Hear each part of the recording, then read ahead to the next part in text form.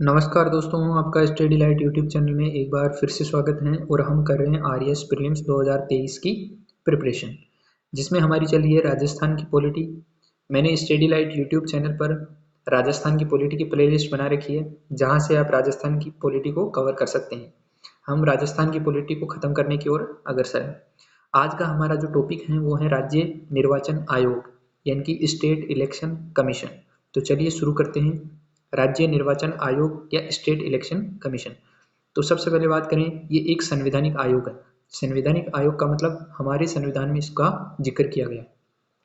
किस अनुच्छेद में किया गया है? तो याद रखना है, अनुच्छेद 243 के व 243 जेड ए में राज्य निर्वाचन आयोग का उल्लेख किया गया है। आपसे ये पूछा जा सकता है कि राज्य निर्वाचन आयोग एक सदस्यीय निकाय है या बहुसदस्यीय निकाय है। तो याद रखना है कि राज्य निर्वाचन आयोग एक सदस्यीय आयोग है। स्थापना की बात करें तो राज्य निर्वाचन आयोग की स्थापना 1 जुलाई 1994 को की गई है।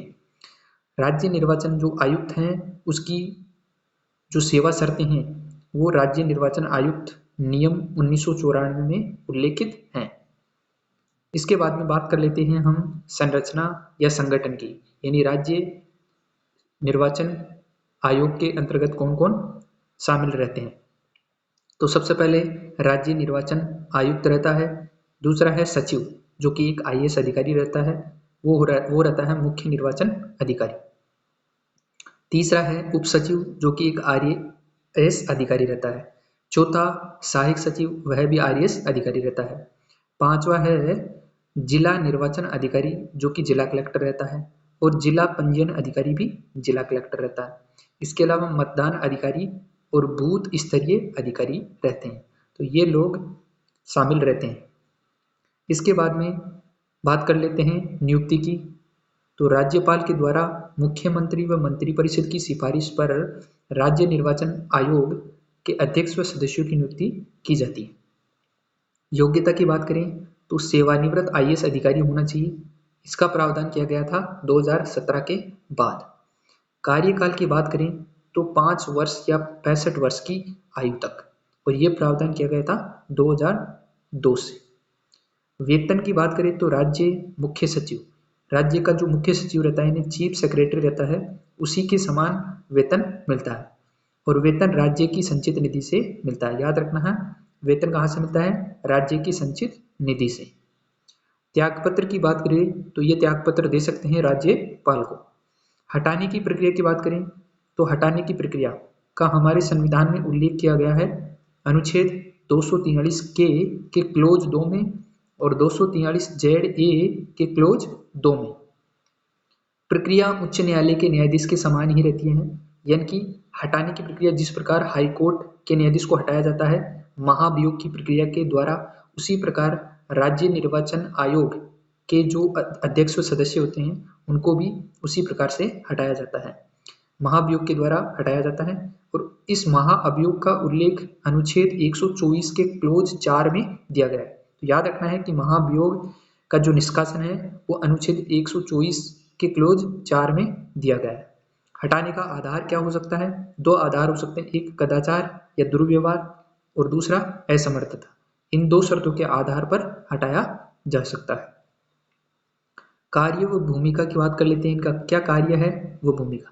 परिसीमन कार्यों यानी कि डिलिमिटेशन प्रोसेस में सलाह देना, यानी कि जो भी राज्य हैं उस राज्य में जो निर्वाचन के क्षेत्र होते हैं उन क्षेत्रों में चेंजेस करना, यानी डिलिमिटेशन करना, बढ़ाना या घटाना, ये इनका कार्य है। यानी इनके द्वारा सलाह दी जाती है और उसी के तहत ये डिलिमिटेशन प्रोसेस किया जाता है।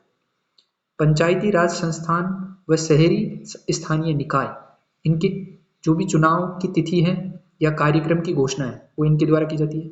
चुनाव का आयोजन, चुनाव को स्थगित करना एवं निरस्त करना, ये सभी कार्य राज्य निर्वाचन आयोग के द्वारा किए जाते हैं।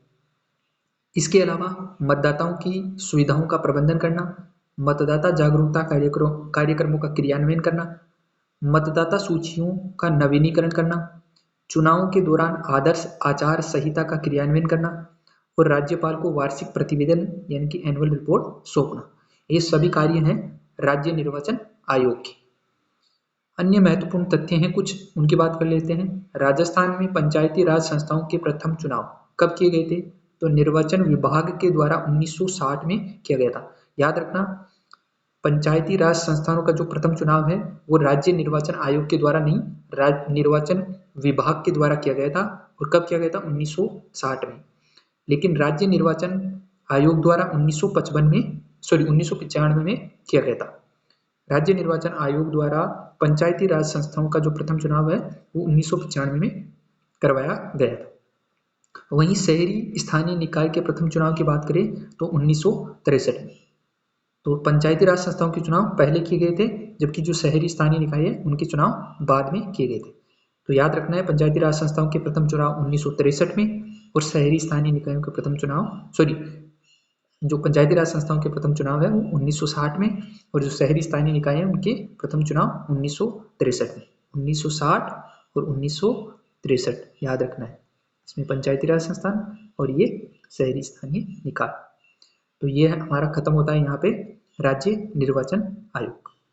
तो आपको स्टडी लाइट यूट्यूब चैनल को सब्सक्राइब करना है और बेल आइकन दबा लेना है। ठीक है, धन्यवाद दोस्तों, पढ़ते रहिए। 1 अक्टूबर करीब आ रहा है, आरएएस प्रीलिम्स को इस बार हम क्रैक कर देंगे। धन्यवाद दोस्तों, मिलते हैं अगले वीडियो।